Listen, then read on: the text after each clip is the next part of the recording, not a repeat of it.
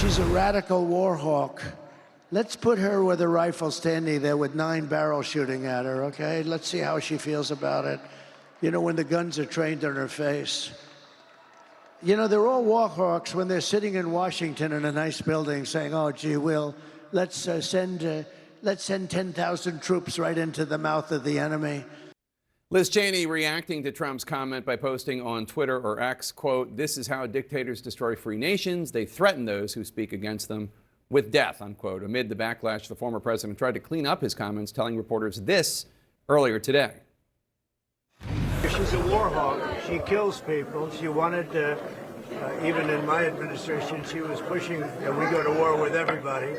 And I said, if you ever gave her a rifle and let her do the fighting, if you ever do that, she wouldn't be doing too well, I will tell you right now. But she's a war hawk. She wants to go kill people unnecessarily. And if she had to do it herself and she had to face the consequences of battle, she wouldn't be doing it. So it's easy for her to talk, but she wouldn't be doing it. She's actually a disgrace. CNN's Steve Contorno is with the Trump campaign in Warren, Michigan. Steve, we're hearing a lot of blowback from Republicans about even covering these remarks. Is the Trump campaign, do they think they're off message? Is this the closing message they were hoping for? What are they thinking?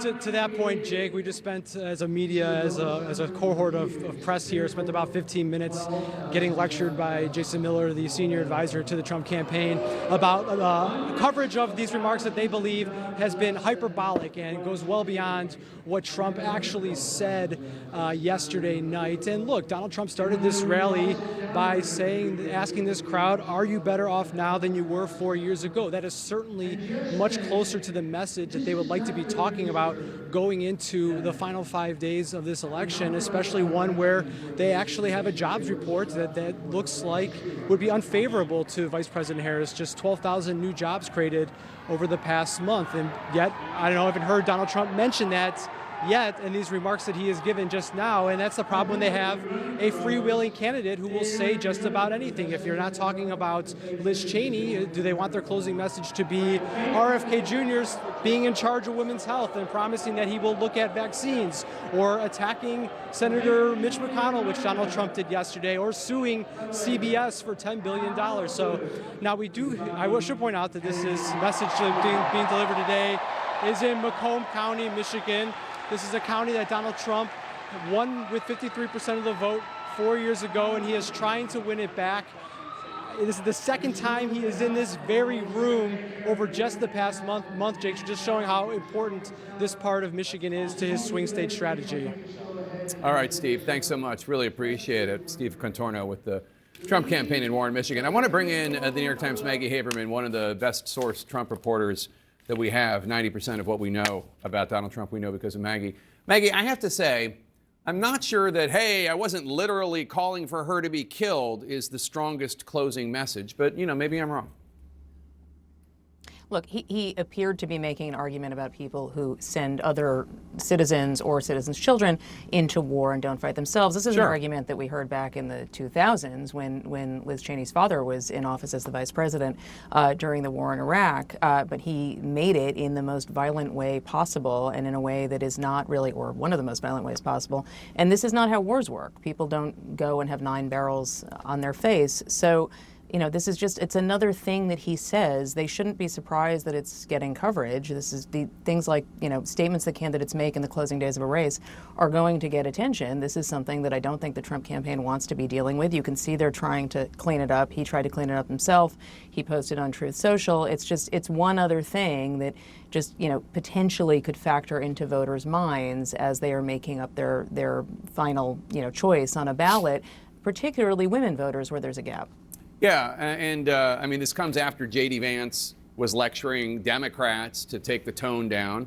This comes after Joe Biden made his idiotic comments about Trump supporters being garbage, which he says he didn't mean to be saying.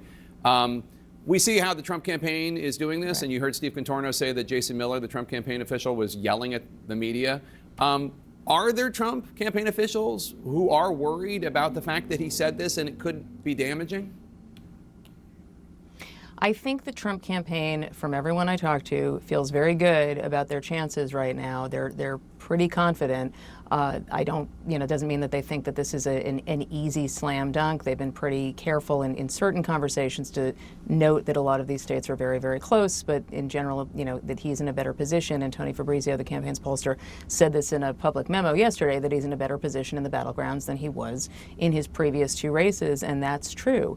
Do they want to be dealing with this? No. Do they want to blame their own candidate? Generally, no. It's much easier to blame the media. Why do you think the Trump campaign still has not brought former South Carolina Governor Nikki Haley out on the campaign trail, given that the Harris campaign is making a direct play for Nikki Haley voters? It's a good question, and I think there's a couple of reasons. Haley was on Fox the other day saying that she has not spoken to the former president since June, since before the convention, that they know we're on standby, is I think what the quote was, and just it has not worked out for whatever reason. There were discussions about doing some kind of a town hall with Sean Hannity on Fox, as I understood it. I think it's a few reasons. I don't think Trump wants to. I think Trump doesn't like the sense that the intimation that he needs Nikki Haley's help. There are a lot of people who are still very resentful about the race she ran. And look, there were primaries. Indiana is the one I'm thinking of. That was a closed primary where she was off the ballot and she still got a significant segment, or not off the ballot, but she was out of the race, and she still got a significant segment of Republican votes. So I think it's just fraught, and I think they would like to not, remind people and have people ask all of these questions about what happened with the two. Mostly, Jake, I think this is candidate driven. I don't think he wants to do it.